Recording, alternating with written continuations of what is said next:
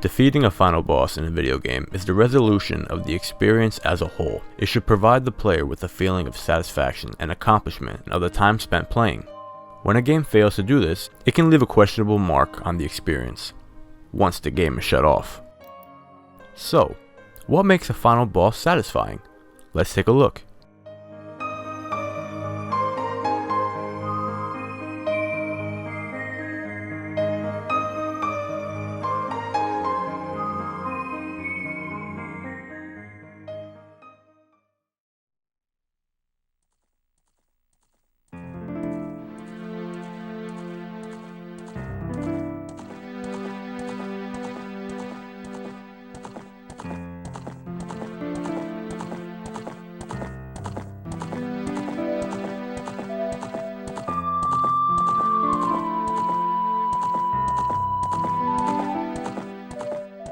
The Legend of Zelda: Ocarina of Time is regarded by many people to be the greatest game that has ever been made.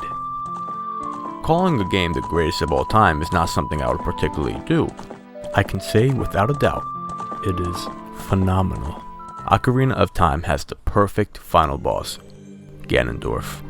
From the very start of the game, you are shown this dark and mysterious man in the form of a dream Link has, which foreshadows later events in the game. After traversing your way through the first dungeon and triumphantly beating its boss, you feel that all is well and the threat is gone, but are told that there is no stopping the curse that has been placed by him. The first time you are shown Ganondorf's power, you know him only as the Wicked Man from the desert. You watch as the great Deku Tree dies right in front of you, as there is nothing you can do to stop it. But you are told that you must never allow the Wicked Man from the desert to gain access to the sacred realm, and get his hands on the Triforce. This dialogue is extremely important to the story and to the player.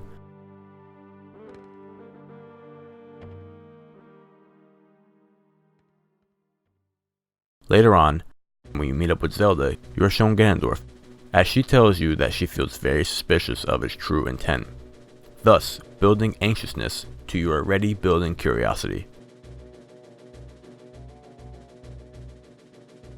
After collecting the 3 spiritual dungeon stones, you are too late again. Zelda escapes and you are shown the dream from the beginning of the game, but this time, in reality, as Ganondorf speaks to you directly for the first time, mocking your presence as he laughs in your attempt to stand up to him. He shows you a direct example of his powers and knocks you out of his way. When the Master Sword is pulled, Ganondorf speaks to you again directly, telling you that he knew you would do this. He knew you held the 3 stones, which would gain him access to the sacred realm once you opened the door of time and pulled the Master Sword.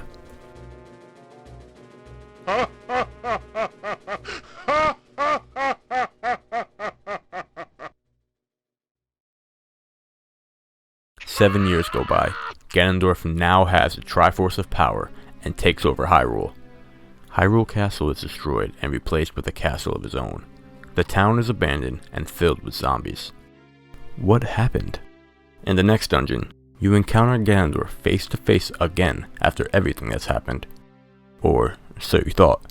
It's actually a phantom version of himself. And with that evil smirk he gives, he knows he tricked you again. Ganondorf's encounters with the player are so important, and since he only appears a few times, you have no choice but to give him your undivided attention. This is an excellent contrast to how he's always talked about by numerous of characters in the game. His appearance is incredibly threatening since he technically already won when you pulled the Master Sword. He has transformed the world into his own over the years that have passed. Link skips directly from a child to an adult and was sealed away for those 7 years, which left Ganondorf to do as he pleased. Video games that do this are unique in a way that surprises the player, as a villain is not supposed to be the one who wins, they're the bad guy. I also want to add how important the camera shots are. In the beginning of the game during the dream, when Link sees Ganondorf, he has a shocked and scared look on his face. As a child with no experience, he is clearly scared, and the game shows this by having Link tremble in his sleep. After the 3 stones are collected and much experience fighting monsters, the next time Link encounters Ganondorf, he pulls out the sword and stands up to him. This shows how Link is becoming stronger and less afraid. I also love how the camera pans from behind Link to his front with that subtle turn, amplifying the suspense and threat within the scene. These shots show how Ganondorf is above you, physically and mentally. He talks down to the player and taunts him. It's not until the end where Ganondorf falls after your first real fight with him that Link is actually looking down on him. As the game goes forward, you are constantly told about the power he has, constantly shown demonstrations of his power and evil, and the capability of his destruction, constantly made you aware of his presence, at the same time being told that only you, the hero of time, can stop him. He also tricks you again when Zelda reveals herself to you. Since you unknowingly held the Triforce of Courage all this time, he knew that if he kept you alive, that she would reveal herself again, allowing her to be captured, and for him to retrieve the Triforce of Wisdom from her. When you finally make your way inside of his castle, you find him calmly waiting for you, not scared of any threat towards him, absorbed in his own power. Your fight with him is intense, and you use techniques and mechanics you were taught earlier in the game.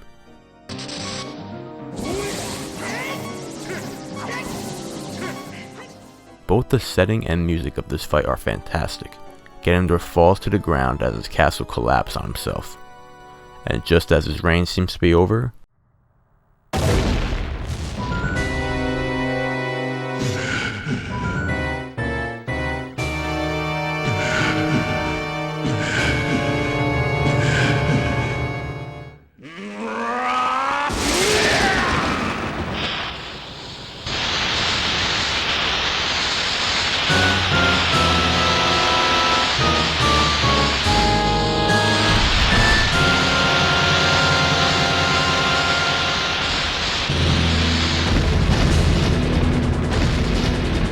he suddenly rises from the ashes, the sky gets even darker, and he transforms into his true and final form, Ganon. Lightning begins to strike and you can just barely see him, which makes the fight even more intense, and his presence even more threatening.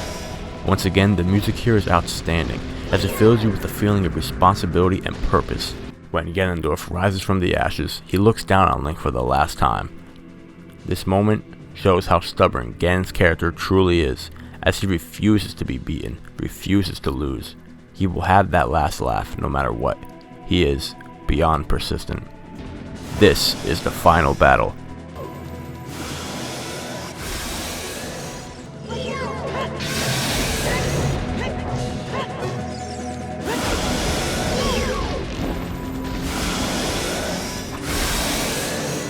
Right before the battle ends, you see Ganon fatigued, and then one of the most badass moments in video game history happens, as he struggles to get up.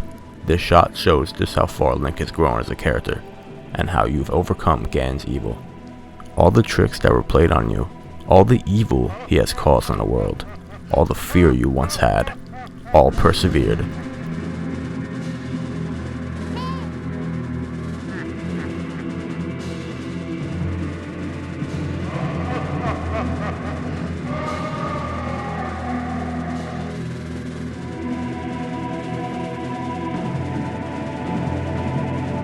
No longer a scared child, Link takes his sword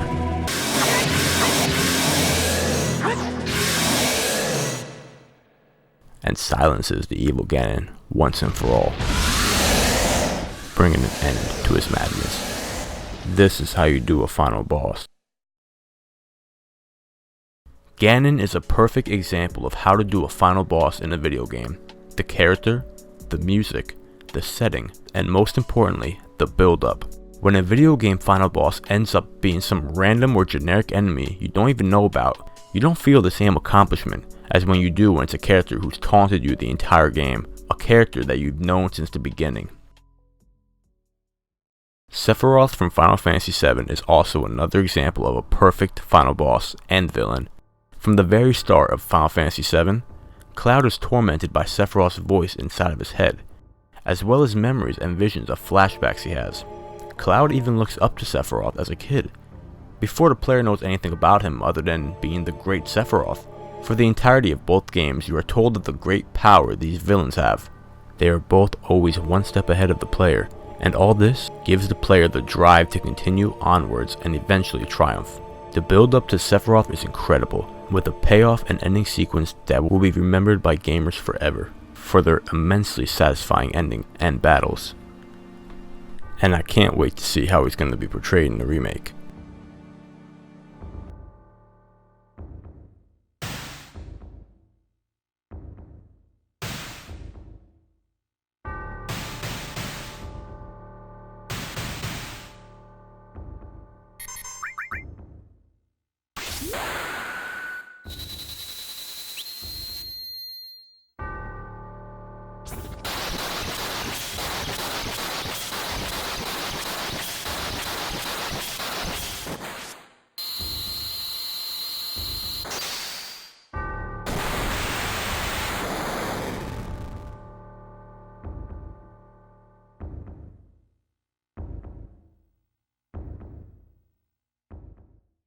Both Sephiroth and Ganondorf fade into light when they are finally defeated, which is subtle but very meaningful. Sephiroth has a shocked look on his face when he is defeated, while Ganon is angry and promises to return, as long as the Triforce of Power is still in his hands. While Sephiroth felt obligated to be the rightful ruler of the world along with his mother Jenova, Ganon refused to let anyone else have it, and vows to take it by force, and even when he is finally defeated, he never is. If you have not played Ocarina of Time or Final Fantasy VII, you have to play these games. The original Pokemon Red and Blue games also contain a final boss of this fashion, with Gary. This childhood neighbor of yours slowly becomes obsessed with his own power, while neglecting his Pokemon and only caring for the most powerful ones, and declares himself the most powerful at the end of the game.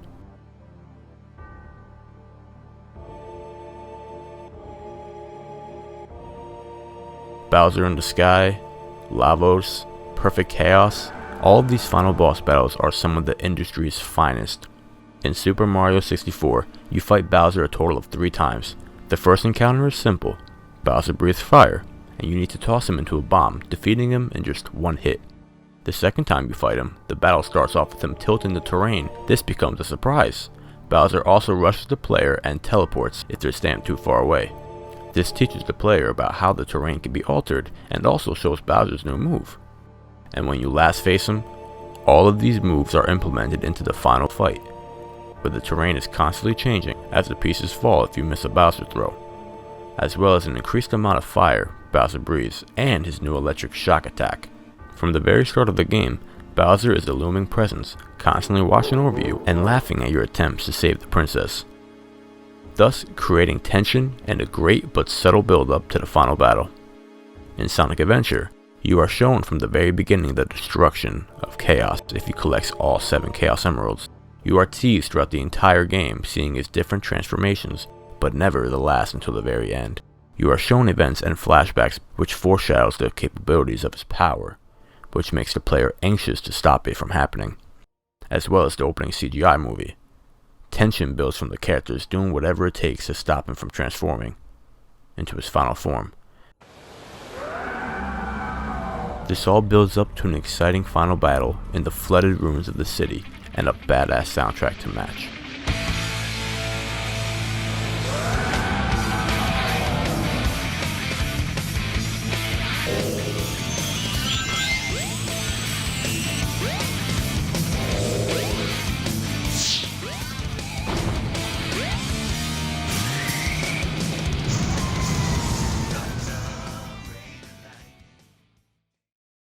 These are just very few of the greatest final battles in my opinion. Malus from Xenoblade Chronicles 2, Kefka from FF6, I can go on and on. So, what makes a good final boss? Character, setting, and the build-up. Throughout all of these games, there is anticipation to get to the end. There is purpose, there is threat, and there is accomplishment. All of your efforts are satisfied in the end, with the final boss battle being the satisfying resolution to your gaming experience.